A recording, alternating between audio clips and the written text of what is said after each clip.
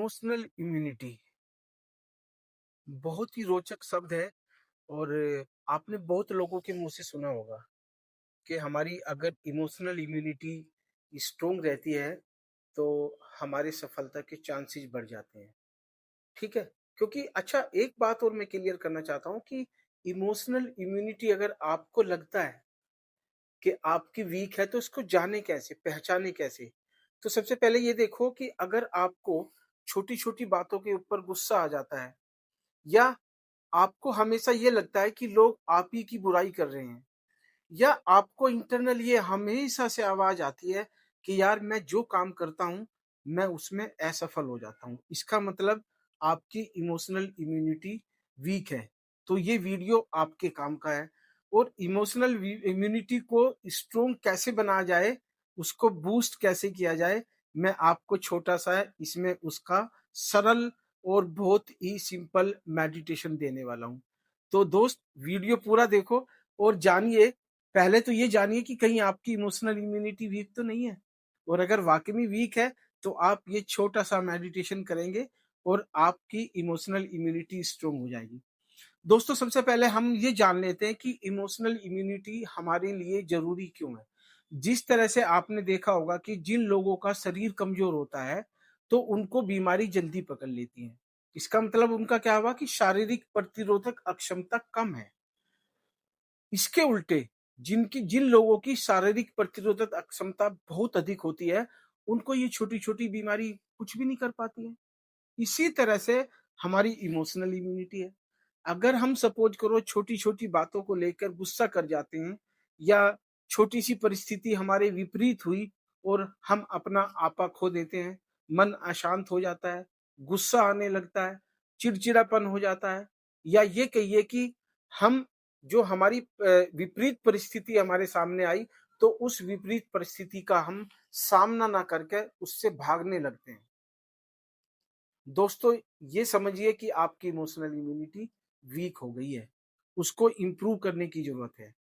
अब ये बात भी समझना जरूरी है कि छोटी छोटी बातें, जैसे सपोज करो आपने कोई काम स्टार्ट किया और आप उस काम में असफल हो गए, तो आप हमेशा अपने आप को असफल व्यक्ति मत कहो। आपका काम असफल हुआ है, व्यक्ति आप असफल नहीं हो। तो ये इस बात का ध्यान रखना कि जब भी आप किसी काम में असफल होते हो तो इसका मतलब उस काम में आप असफल हुए हैं, आप व्यक्ति सफल हैं। नंबर एक। नंबर दो, जो मोस्ट इंपोर्टेंट चीज है वो ये है कि जब भी आपके सामने कोई विपरीत परिस्थिति आए, या आपको सपोज करो किसी ने कुछ भी बोल दिया, तो आपको इमीडिएट रिएक्ट नहीं करना। क्योंकि अगर आपने इमीडिएट रिएक्ट किया तो इसका मतलब ये हुआ कि आपने अपना आपा खो दिया, और आपने जो जवाब दिया है इमीडिएटली, वो भी जवाब नो डाउट सब जानते हैं कि वो जवाब जवाब भी आपका इंटरनल नहीं होगा। तो हमेशा ध्यान रखिए कि जब भी आपकी स्थिति आपके विपरीत हो तो आपने पोज लेना है। पोज लेने का मतलब आपने थोड़ी सी देर रुक जाना है। क्योंकि अगर आपने उस भावना के बारे में ये जान लिया कि ये भावना है और ये भावना निगेटिव है या पॉजिटिव है, तो आप समझिए कि आपने अपनी प्रतिरोधक अक्षमता को, यानी कि जो इमोशनल इम्यूनिटी है जिसकी मैं बात कर रहा हूं, उस इमोशनल इम्यूनिटी को बढ़ाने का पहला कदम आपने बढ़ा लिया। और बात कर लेते हैं, जैसे सपोज करो आपकी लाइफ में अब से पहले जो चीजें हुई हैं वो अच्छी भी हो सकती हैं, बुरी भी हो सकती हैं। और नो डाउट जितनी चीजें आपकी लाइफ में बुरी हुई होंगी, उतनी ही आपकी इमोशनल इम्यूनिटी बार बार उस बिहेवियर को याद करके आपकी इमोशनल इम्यूनिटी को बार बार डाउन करती जाएगी। तो आपने क्या करना है, आपकी जो ओल्ड इमोशनल इम्यूनिटी जो आपको नीचे लेके जा रही है, आपने उनको रिमूव कर देना है।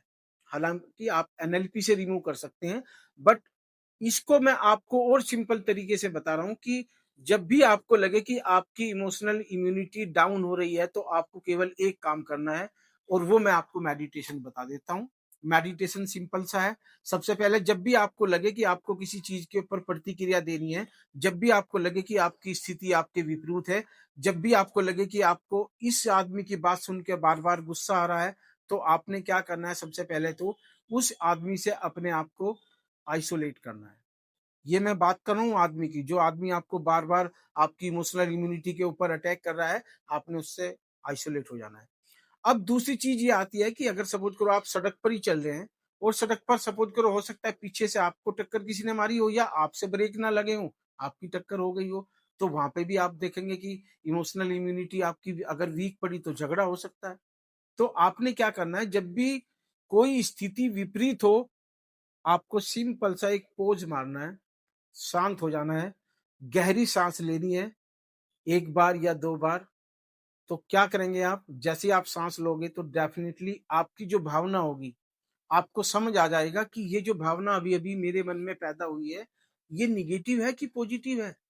तो आप क्या होगा कि आप अपने ब्रिज माइंड, जो हमारा थर्ड माइंड है ना, ब्रिज माइंड होता है जो हमें बोलने के लिए मजबूर करता है, या हमारी सबकॉन्शियस माइंड में एक परमानेंट मेमोरी रहती है, तो वहां से हम ब्रिज माइंड हमें उसका रिप्लाई देने के लिए मजबूर करता है। ठीक है, कुछ लोग उसको एमिगडाला के नाम से भी जानते हैं, क्योंकि जब भी आपको गुस्सा आता है या आपकी इमोशनल इम्यूनिटी डाउन होती है ना, और आप एकदम रिएक्ट कर जाते हो, तो इसका मतलब क्या हुआ, आपका जो एमिगडाला है, हमारे माइंड का छोटा सा पार्ट होता है, वो हाइपर एक्टिवेट हो जाता है। तो दोस्तों, आपने आज के बाद में क्या करना है, जब भी आपको लगे इमोशनल इम्यूनिटी को स्ट्रॉन्ग करना है, आपने लंबी सांस लेनी है, ध्यान लगाना है, योगा करना है, मेडिटेशन करना है। ये सारी चीजें आपकी इमोशनल इम्यूनिटी को बूस्ट करेंगे। हाँ, एक दिन में नहीं होगी, हम सब जानते हैं कि ये माइंड का गेम है, और माइंड को अगर आपने चेंज करना है, तो आपको किसी भी बात को लेकर अगर आपको रिप्लेस करना है, बिहेवियर अपना चेंज कर रहा है, तो ध्यान रखिए कि जो भी आप चीज अपना रहे हो, उसकी एक न्यूरोप्लास्टिसिटी होती है। तो जब आप न्यूरोप्लास्टिसिटी की प्रैक्टिस करेंगे या वो बार बार हम करेंगे, तो हमारे माइंड में वो न्यूरोप्लास्टिसिटी जनरेट कर देता है, और वो हमारी परमानेंट मेमोरी में चला जाता है, हमारी बिहेवियर चेंज हो जाते हैं। और जब हमारी बिहेवियर चेंज हो जाएंगे, तो नो डाउट हमारी इमोशनल इम्यूनिटी भी स्ट्रांग हो जाएगी। दोस्तों, अगर आपको लगता है विचार अच्छे हैं, वीडियो अच्छा है, तो प्लीज शेयर करो और चैनल सब्सक्राइब कर लो।